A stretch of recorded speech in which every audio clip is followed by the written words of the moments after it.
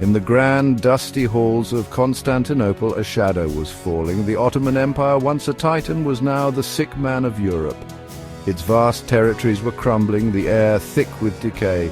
The old order was dying, and hungry eyes watched from afar. The vultures saw not tragedy but opportunity, a vast inheritance of land and power. The fate of millions hung in the balance, reduced to figures on a ledger. Borders, once fluid and organic, were about to become sharp, straight and unforgiving. These new lines would be drawn in distant European capitals by men who'd never set foot in these lands. A geometric scar was about to be imposed on a living landscape. The stage was set, a dying empire, a coming war, and the heart of the Middle East as the prize. The story of the 20th century here would be written by outsiders with grand designs. It would begin in secret, sealed with a handshake, and its consequences would bleed through generations. This was not just an ending, but the violent birth of a new order. The wound opened, then still refuses to heal, even today. 1914, Europe erupts in the Great War. The Ottoman Empire, desperate, sides with Germany and the Central Powers. This choice seals its fate, inviting Britain and France to carve it up. Ottoman lands, rich in oil, straddling continents, controlling the Suez, suddenly become the spoils of war. The Allies claim to fight for liberation, promising freedom to the oppressed. But in London and Paris, the real talk is of spheres of influence and dividing the inheritance. While soldiers die in Gallipoli and Arabia, leaders haggle over the map's future. The war is a means, empire is the end. The fate of Arabs, Kurds, Armenians, mere details to be managed. The goal, dismantle the Ottoman house and claim its most valuable rooms. The feast for the vultures has begun. The main course, a fallen empire. In secret, two men, Sykes and Picot, redrew the world. With a map, a ruler and a grease pencil, they played God. Sykes wanted a British corridor from the Mediterranean to the Persian Gulf. Picot, French control in the Levant. They haggled over cities and rivers as if trading properties, ignoring the people who lived there. At last, Sykes drew a crude straight line from Acre to Kirkuk. North of the line, French influence, south British, Palestine, an international problem, deferred. With a single stroke, they sliced through ancient communities and disregarded ethnic and religious realities. The arrogance was breathtaking, a belief that the world could be reshaped by men in a distant room. The deal was secret, a gentleman's agreement, treating the Middle East as a prize. The betrayal was now codified, waiting for the war's end to be enforced. A line on a map, but a wound in the land. The people's fate decided without their knowledge. The consequences would echo for generations. The world would never be the same. While Sykes and Picot divided the spoils, the British made another promise. To Hussein bin Ali, Sharif of Mecca, they pledged support for an independent Arab state if he led a revolt against the Ottomans. Inspired, Arab forces, helped by T.E. Lawrence, rose up, believing they fought for their own future. They shed blood for a single Arab nation, trusting Britain's word. But the British played a double game, promising independence to Arabs, division to the French, and a homeland in Palestine to the Zionists. Contradictory promises meant to be broken.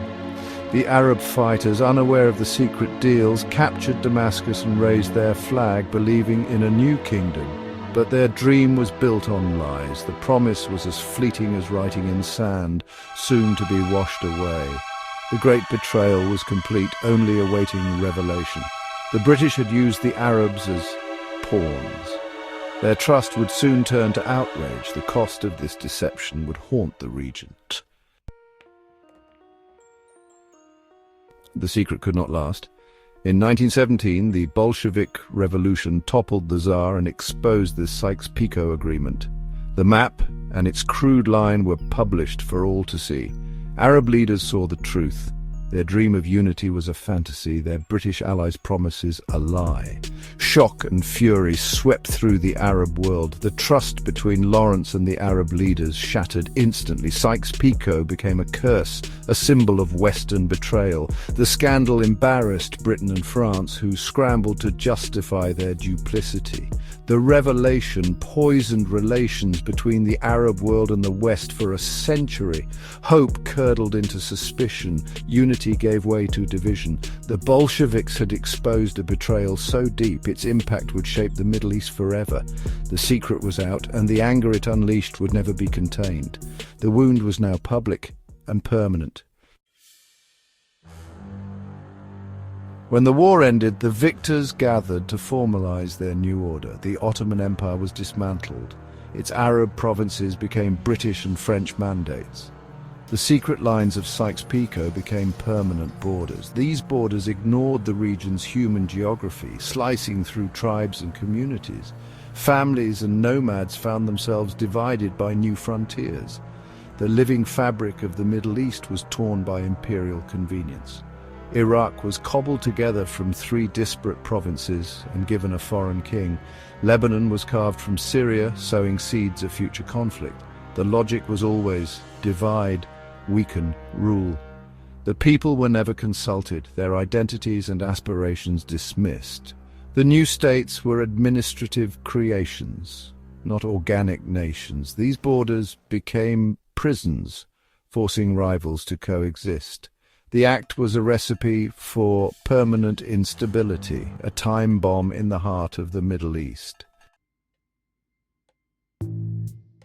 The Sykes-Picot borders did more than divide. They planted seeds of conflict. Diverse groups were forced into new states, ensuring a legacy of strife. Governments propped up by Europe lacked legitimacy, ruling by force and favoritism. The Kurds, denied a state, were scattered across 4 countries, condemned to struggle and statelessness. Iraq and Syria, with their volatile mix of Sunni, Shia and Kurds, became permanently fragile. Authoritarian rulers like Saddam and Assad held their nations together by brute force. When their regimes fell, old divisions erupted into civil war. The Harvest Civil Wars, the rise of ISIS, endless cycles of violence. These conflicts were not inevitable, but rooted in lines drawn by outsiders. The seeds of division planted in 1916 have yielded a bitter, bloody harvest. The modern Middle East is shaped by these choices. More than a century later, the world of Sykes and Picot endures. Their borders, once pencil marks, are now walls, fences and minefields. The ghosts of their agreement haunt the Middle East's politics and wars. Sykes-Picot is not a footnote, it's a living wound, a symbol of Western betrayal. It fuels mistrust, complicates diplomacy, and is invoked by leaders to explain division.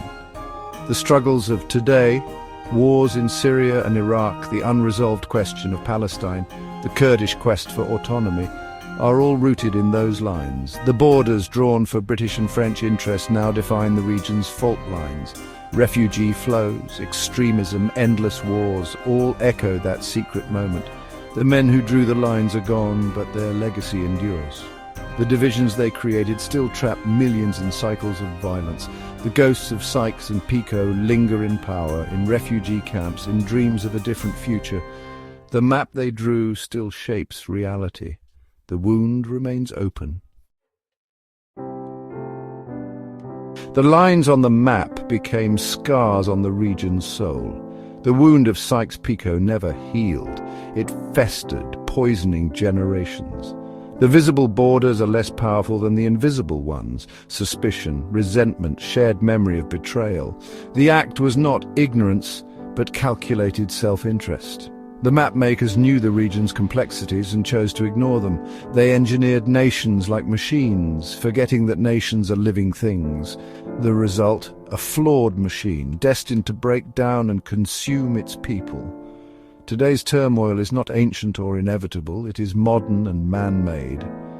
These divisions were drawn with a pencil in a distant room, and perhaps they can be unmade by reconciliation, not by new maps or armies, but memory is unforgiving. Injustice is not easily forgotten. The past is a living presence in the Middle East. The lines may be arbitrary, but the blood spilled over them is real. The agreement meant to create order instead bequeathed a century of chaos. The tragedy is not that people remember, but that they cannot forget.